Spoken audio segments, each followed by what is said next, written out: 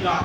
ஆனால் இந்த முதல்ல இந்த பெட்டிஷன் சொல்லிடுறேன், ஏசி கொடுத்த ரிப்ளை இருக்குன்னு சொல்லி நம்ம வந்து நம்மளோட மரபு வழி உரிமை நம்மளை தடுத்து நிப்பாட்டிட்டாங்க நீதிமன்ற உத்தரவுன்னு சொல்லி நமக்கு இது வரைக்கும் தெரிஞ்ச மரியாதை செய்யணும்னு சொல்லி அப்போ இவங்க முறையில்லாமல் செய்கிறாங்க. அந்த விஷயத்தின் மீது நம்ம தகுந்த சட்டப்படி நடவடிக்கை எடுக்கணும்னு சொல்லி தான் கடையடைச்சு ஊரோட உட்காந்துருக்கோம். அப்போ அதிகாரிகள் நம்ம கொடுத்த உத்தரவாதம் என்னன்னா, இன்னைக்கு நல்லபடியாக திருவிழா நடத்தி முடியுங்க, இன்னைக்கு மாரியாத்தா கோயில் திருவிழா உங்களால் இருந்துச்சுங்கிற பேர் உங்களுக்கு வேணாம், நல்லபடியாக திருவிழா நடத்துங்க, திருவிழா முடிஞ்ச ஒரு 3 மாதத்துக்குள்ள சட்டப்படி நாங்கள் நடவடிக்கை எடுக்கிறோம்னு சொல்லியிருந்தாங்க. ஆனால் எந்த நடவடிக்கை இதுவரை நம்ம எடுக்கலை. அப்போ எங்களுக்கு என்ன ஒரு தகவல் வந்துச்சுன்னா, யாரோ ஒரு ஆள் வந்து நாங்கள் தலைவரை பார்ப்போம்னு கூட்டு போனதாகவும் ஒரு 4 கடைக்காரங்க 4 பேர் 5 பேர் போய் தலைவரை பார்த்ததாகவும் நீங்கள் என்னை எதிர்த்து போராட்டம் பண்ணதுனால தான் நாங்கள் வாடகை வாங்கலைன்னு கோவில் நிர்வாகத்துக்கு சொன்னதாக ஒரு தகவல் வந்துச்சு. அப்போ ஒரு நிர்வாகம் அந்த மாதிரி பதில் சொல்ல முடியாது, போராட்டம் பண்ணால் வாடகை வாங்க மாட்டேன்னு சொல்லிடுவாங்களா? அப்போ இதை நம்ம என்னன்னு கேட்போம். அந்த கடைக்காரங்க வந்து ஊரில் என்னன்னு சொல்லலை, நம்ம அப்படியே விடக்கூடாதுன்னு சொல்லி நாட்டாம வந்து ஒரு தபால் வைக்கிறார். அந்த தபால் என்னன்னா, வணக்கம், நான் மேற்கண்ட முகவரியில் நிரந்தரமாக வசித்து வருகிறேன். தற்போது இருக்கன்குடி கிராமத்தில் நடப்பு வருட பரம்பரை ஊர் குடும்பராக நாட்டாண்மையாக செயல்பட்டு வருகிறேன். இருக்கன்குடி மாரியம்மன் திருக்கோவில் நடைபெறும் ஆடி பிரம்மோற்சவ திருவிழாவில் குறிப்பிட்டு எங்கள் சமூகத்தின் பாரம்பரிய உரிமைகளை மட்டும் தடுத்து நிறுத்த நிர்வாகத்தில் சிலர் முயற்சி செய்து வருகின்றனர். இதனை கண்டித்து கடந்த 8/8/2025 இருக்கன்குடி ஊர் பொதுமக்கள் கடையடைத்து ஜனநாயக முறைப்படி அமைதி வழியில் அறப்போராட்டம் செய்தார்கள். மேற்படி பிரச்சனைக்கெல்லாம் அறங்காவல் குழுவைச் சேர்ந்த ராமமூர்த்தி தான் காரணம் என்றும் அவரை தகுதி நீக்கம் செய்ய வேண்டும் என்று கோரிக்கை வைக்கப்பட்டது. மாண்புமிகு சென்னை உயர்நீதிமன்றத்திலும் அறங்காவலர் ராமமூர்த்தியை தகுதி நீக்கம் செய்வதற்கு 3 மாத காலத்திற்குள் உரிய உத்தரவு பிறப்பிக்க வேண்டும் என்று தீர்ப்புரை வழங்கியது. ஆனால் 4வது தேதி வரை அது குறித்து எந்த உத்தரவினையும் சம்பந்தப்பட்ட துறை வெளியிடவில்லை.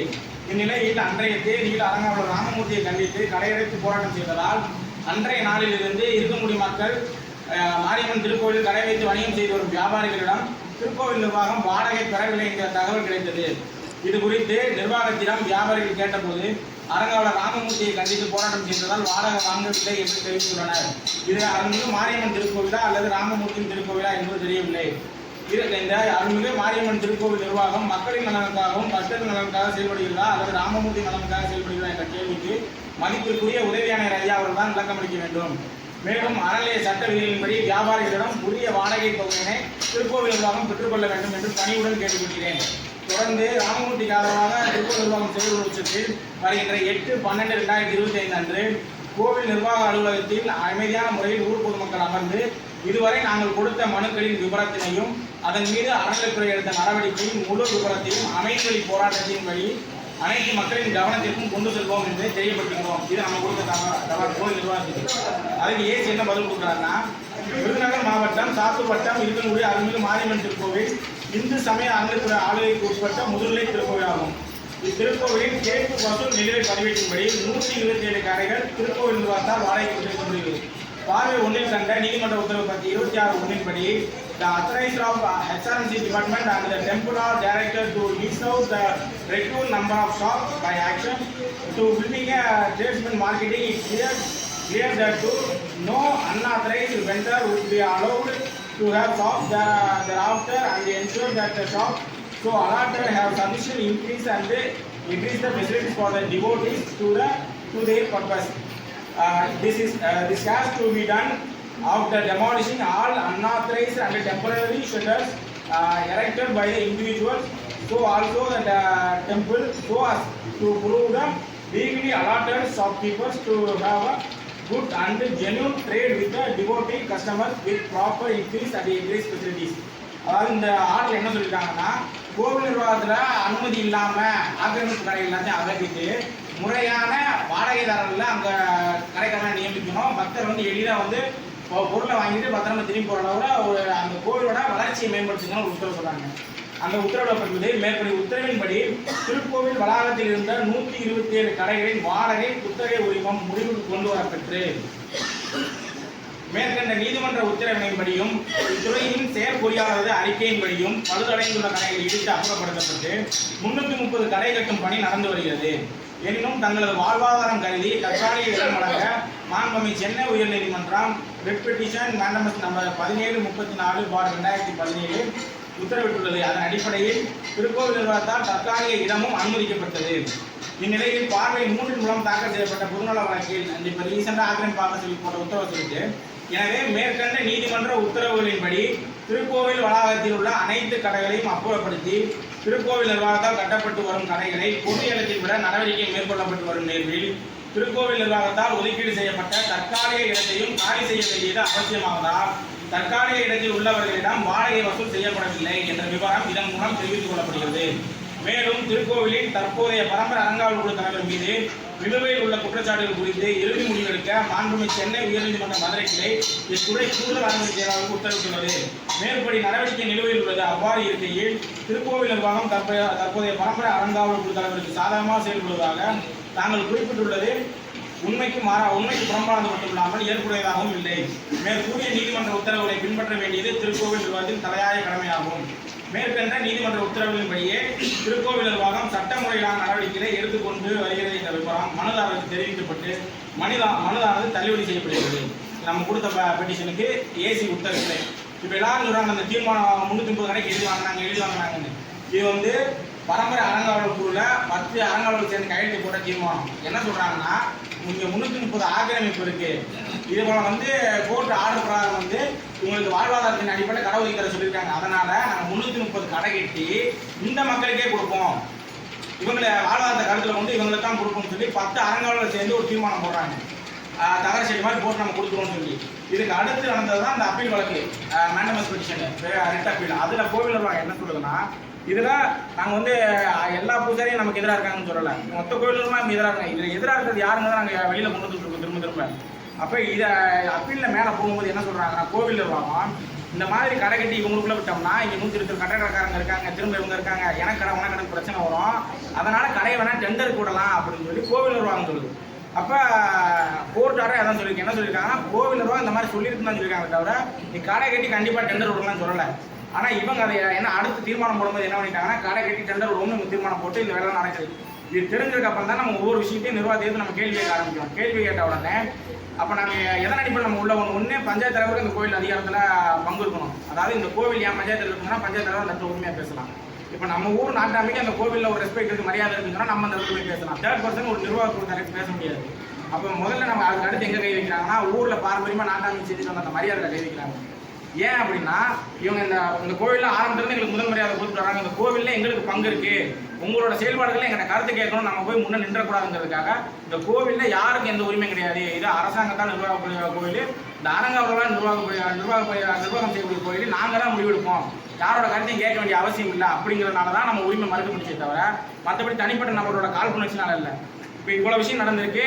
நம்ம ஒரு தடவை சொன்னால், இப்போ 2வது அவர் மேலே ஒரு பிசிஆர் கேஸ் இருக்குன்னு சொன்னாங்க தெரியுமா, அதில் ஆர்டிஐ கோர்ட்டு கேட்கும்போது அப்போ ஏசி ஒரு ரிப்போர்ட் பண்ணும்போது அதில் ஒரு வார்த்தை சொல்கிறாங்க, கடை கட்டி டெண்டர் தான் வர போகிறோம் அப்படிங்கிறாரு. அந்த பேப்பர் தூக்கி வந்து உடனே ஒரு ஊர்க்கூட்டம் போட்டு இந்த மாதிரி நாங்கள் சொல்லிட்டோம், ஏற்கனவே சொல்ல நம்ப மாட்டீங்க, இந்த கடை டெண்டர் தான் வர போனாங்களான்னு சொல்லி அந்த பேப்பரை தூக்கி எல்லா மக்கள் மட்டும் காமிச்சிருச்சு. இப்போ திரும்ப வரும்போது கடைசி அறிவிப்பு. இது ஏன் திரும்ப சொல்லணும், இப்போ சொன்னாங்களே ஏசியை பார்ப்போம்னு. டாக்டர் ஐயா வந்திருந்தப்போ டாக்டர் ஐயாவோட போய் ஏசியை பார்த்தோம். வந்திருந்தவங்களுக்கு தெரியும், நான் 2 பேர் உள்ள பண்ணாங்க. பேசக்கூடிய விஷயம் ரகசியமாக வெளியே தெரியக்கூடாதுனால சில வந்து வெளியில் வெயிட் பண்ணுன்னு சொல்லிட்டாங்க. அப்போ அந்த கோவில் என்ன பதில் சொல்லிச்சுன்னா, கோர்ட் ஆர்டர் எங்களால் எதுவுமே பண்ண முடியாது, 330 கடையுமே டெண்டர் தான், நீங்கள் வேணால் உங்களுக்கு கடை வேணா நீங்கள் என்ன செய்யணும்னா ஒரு ரிவ்யூ போங்க, அந்த பெட்டிஷன் மேலே கோர்ட்டுக்கு போங்க, போய் இந்த 127 கடைக்காரங்க இருக்காங்கல்ல, இவங்க வந்து வாடகை கடைக்காரங்க இருக்காங்க, அவங்களுக்கு அதில் முன்னுரிமை வேணும்னு சொல்லி நீங்கள் ஒரு மனு போடுங்க, கோவிலில் எங்களை கூப்பிட்டு கேட்டால் கொடுக்குறாங்க, நாங்கள் வேணால் சொல்கிறோம் அப்படின்னு நம்ம கோர்ட்டுக்கு போக சொன்னாங்க. அப்போ ஊர் என்ன முடிவு எடுத்துச்சுன்னா, 127 இருக்காங்க, இங்கே ஊருக்கார எல்லாரும் அங்கே குறைஞ்சிட்டு இருக்காங்க, எல்லாரோட வாழ்வாதாரம் அங்கே இருக்குது. இன்னைக்கு நம்ம இத்தனை வருஷம் நம்மளை எதில் உடைச்சாங்கன்னா கடை பிளாட்ஃபார்ம் உடைச்சாங்க. நம்ம திரும்ப ஒன்று சேர் நினைக்கும் போது எவனாவது ஒரு அரசியல் பண்ணி நம்ம பிடிச்சிக்கிட்டே இருந்தாங்க. இன்னைக்கு ஊர் மக்கள் ஒத்துமையாக ஒரே தலைமைக்கு நாட்டான்னு சொன்னால் சரிங்கிற மாதிரி உட்காந்துட்டு இருக்கோம். அதை உடைக்கிறதுக்காக திரும்ப நம்ம 2 வியூவை பிடிக்கிறாங்கன்னு சொல்லி நாங்கள் அப்படி போக விரும்பலை. இந்த நீதிமன்றம் இப்போ வந்து உத்தரவு வந்து தெளிவில்லாமல் இருக்குது. நம்ம மக்கள் ஒத்துமையாக இருந்தால் நம்மளால் சாதிக்க முடியும், நம்ம மக்களை திரும்ப அந்த இடத்துல உட்கார வைக்க முடியும். நம்ம கோர்ட்டுக்கு போனோம்னா நம்ம பாதகமாக வரதுக்கு வாய்ப்பு அதிகம். இன்னைக்கு நம்ம நல்லவங்க மாதிரி சொல்லுவாங்க, நீங்கள் போய் இட்டு போகணும், உங்களுக்கு சாதாரண ஸ்டேட்மெண்ட் போடணும்னு சொல்லுவாங்க. நம்ம அதை போயிட்டு நமக்கு எதிராக ஸ்டேட்மெண்ட் போட்டாங்கன்னா இன்னைக்கு இருக்கக்கூடிய ஒரு 5% வாய்ப்பும் நமக்கு இல்லாமல் போயிடும். அதனால நீதிமன்றத்துக்கு நம்ம போகலை. இப்போ அதுக்கப்புறம் நமக்கு உண்மை என்ன தெரிய வந்துச்சுன்னா, இங்கே அந்த கோவிலில் இப்போ அறங்காவலர் தலைவர் ராமமூர்த்தி வந்து அரசு செயலாளர் வந்து இவர் தான் இன்னைக்கு தலைவர்னு சொல்லி டிக்ளேர் பண்ணி ஒரு ஆர்டர் பாஸ் பண்ணணும், ஜிஓ பாஸ் பண்ணணும். அப்படி ஒரு ஜிஓவை அரசு செயலாளர் இன்னைக்கு வரைக்கும் கொடுக்கல. தான் தான் அறங்காவலர் தலைவர்னு சொல்லி பொய்யா மக்களையும் அதிகாரிகள் ஏமாற்றி நீங்கள் உட்காந்துருக்க அந்த உண்மை நம்ம தெரிய வந்துச்சு. நம்ம அது சம்பந்தமாக மனு கொடுக்குறோம். ஸ்டேஷனில் கூப்பிட்டு விசாரிக்கிறாங்க. இந்த மாதிரி இவ்வளோ பிரச்சனை இவர் தான் காரணமாக இருக்காரு, இவர் இங்கே போலியாக உட்காந்துட்டு இருக்காரு, இவர் மேலே நீங்கள் நடவடிக்கை எடுங்க, அவர் மேலே ஒரு எஃப்ஐஆர் போடுங்க, கிரிமினல் செக்ஷனில் அவர் அரெஸ்ட் பண்ணுங்க நம்ம போய் கேட்குறோம். அப்போ நீங்கள் இவருமே நடவடிக்கை எடுக்கலைன்னா நாங்கள் வந்து ஊரோட வந்து எங்களுக்கு வரி கட்ட சொல்லி நீதிமன்ற உத்தரவு இருக்குது, அதை நீங்கள் செய்ய மாட்டீங்க.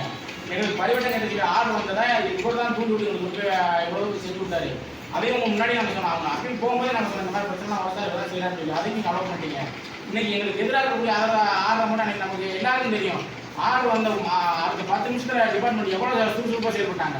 அது கோர்ட் ஆர்டர் வச்சு நாங்கள் மீட் செய்ய மாட்டோம் அதான் கட்டப்படாமல் அவ்வளோ செஞ்ச நபர்கள் வந்து இன்னைக்கு கோர்ட் ஆர்டர் ஃபுல்லாக இருக்க முடிக்கிற கெட்டிடுங்கன்னு சொன்னால் ஏன் செய்ய மாட்டாங்க? அது என்ன ஒரு தாமதம்? இப்போ இவர் வந்து இல்லீகலாக இங்கே இருக்காரு, இவர் மாதிரி டிபார்ட்மெண்ட்டில் ஆக்ஷன் எடுங்க. இப்போ நான் போய் நீங்கள் விஓ ஆஃபீஸ்க்குள்ள உட்காந்துக்கிட்டு நான் தான் விஓ ஒரு 3 நாள் இருந்தால் எனக்கு உள்ள வச்ச மாட்டாங்களா? நீங்கள் 4 வருஷம் நீங்கள் எப்படி உள்ள உட்காந்துட்டு இருக்கீங்க? அதை விசாரிச்ச ஒரு மாதிரி நடவடிக்கை எடுங்க அப்படின்னு சொன்னப்போ டிபார்ட்மெண்ட் வந்து அவங்க தபால் வச்சு ஏசிட்ட பதில் கேட்குறாங்க. இவர் தான் பரம்பரை அறங்காவலர் தலைவர்ன்றதுக்கு என்ன உத்தரவு இருக்கு இந்த ஊருக்காரன் கேட்குறாங்க கொடுங்கன்னு சொன்னப்போ அவர் ஒரு தபால் எடுத்து நாங்கள் கொடுக்குறாங்க. அது என்ன சொல்றாருன்னா, ஒரு ஏசி வந்து இவரை வந்து பரம்பரை அறங்காவலர் தலைவராக நியமிக்கலாம்னு சொல்லி பரிந்துரை பண்ணி ஒரு கடிதத்தை மேலே வரைக்கும் அனுப்புறாரு. அந்த கடிதத்தை வாங்கிட்டு அந்த மேலதிகாரி வந்து இவரை நான் அப்பாயின்ட் பண்ணுறேன் இல்லை அப்பாயின்மெண்ட் ஆர்டர் போடணும். அது ஒரு ஆர்டரே இல்லை. இல்லாமல் ஒரு 4 வருஷம் அந்த மக்களை ஏமாத்திட்டு இருக்காரு. இதன் மேல் நடவடிக்கை எடுங்க அப்படின்னு சொல்லும்போது இல்லை கொஞ்சம் போடுங்க, இந்த மாதிரி அங்கே நீங்கள் ரேஷன் கார்டை சப்மிட் பண்ணிட்டீங்கன்னா பெரிய இஷ்யூ ஆகும், ஒரு 10 நாள் டைம் உங்க நாங்கள் அதுக்குள்ள பிரச்சனையை முடிச்சுக்கோம் நாங்கள் பேசினாங்க. அதெல்லாம் எங்களுக்கு தெரியாது சார். நாங்கள் ஊர் கூட்டம் போட்டு நாங்கள் மக்கள்கிட்ட நடந்த விஷயத்தை எல்லாத்தையும் நாங்கள் சொல்கிறோம். மக்கள் என்ன முடிவு எடுத்தாங்களோ அது எங்கள் முடிவு.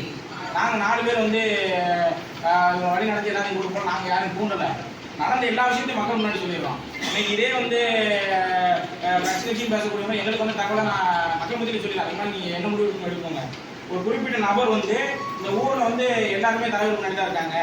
ஒரு 4-5 பேர் ஒரு 10 பேர் தான் வந்து இந்த பிரச்சனையை தூண்டுறாங்க. இவங்கனால தான் காரணம், அவங்க மேலே வழக்கு போடணும்னு சொல்லி இன்னைக்கு கட்சி ரீதியாகவும் எழுதி கொடுத்துருக்காங்க, காவல்துறையும் எழுதி கொடுத்துருக்காங்க. பேர் முதற்கொண்டு இவங்க மேலே வழக்கு பதிவு செய்யுங்க. இவங்களால தான் எங்கள் ஊருக்குள்ளே 2 பேரும் 3 பேர் பிரச்சனை வருது, பக்கத்து எங்களுக்கு இவங்களால தான் பிரச்சனை வருது. அந்த மனுவை எழுதி கொடுத்து அந்த மனுவை விசாரிச்ச அதிகாரி இவங்க கொடுக்குற மனு நம்ம விசாரிக்கணுமா?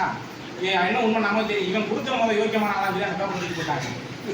கொடுத்தாரு யாருன்னு வந்து நீங்கள் பிரச்சனை வழக்கு எல்லா ஆதாரங்களும் நாங்கள் வெளியே போட வேண்டியிருக்கோம்.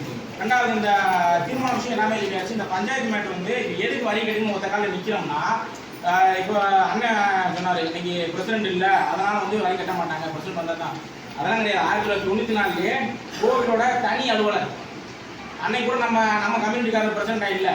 அன்னைக்கு வந்து அரசாங்கத்தால் நிர்வாகப்பட்ட ஒரு அரசாங்க அதிகாரி கோவில் இருக்குடி சொந்தமானது, கோயிலில் கட்டுற பில்டிங்க்கு என்கிட்ட வரி கட்டுன்னு சொல்லி 94 கேஸ் நடத்திருக்கேன். சாத்தூரில் கேஸ் நடத்தி அதை அப்பீல் சிவகாசி போய் ஸ்ரீவில்லிபுத்தூர் போகும்போது யார் பிரசிடண்டாக இருக்காங்க, நம்ம ஊரில் ராஜேஷ் அவங்க பிரசிடண்டாக இருக்காங்க.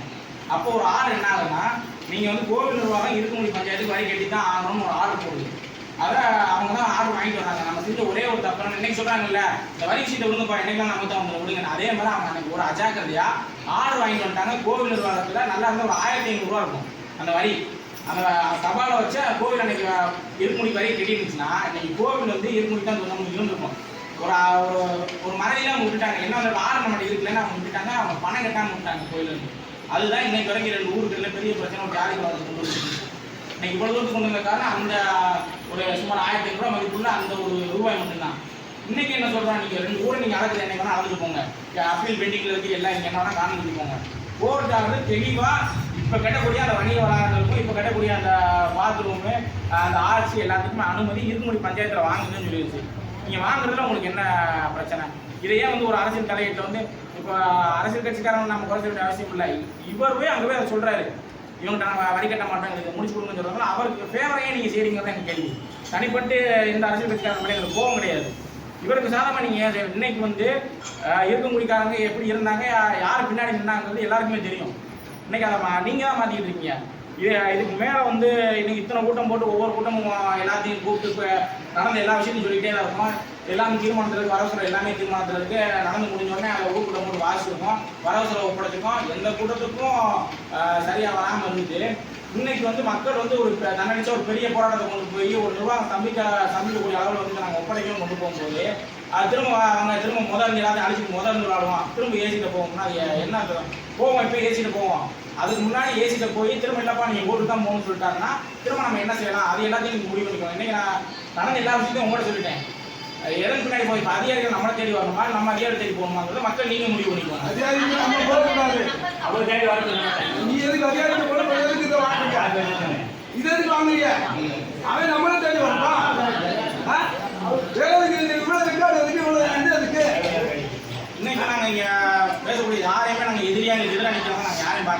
அண்ணன் சொன்ன மாதிரி அண்ணன் தம்பி மாமத்துக்கு தான் பார்க்கலாம்.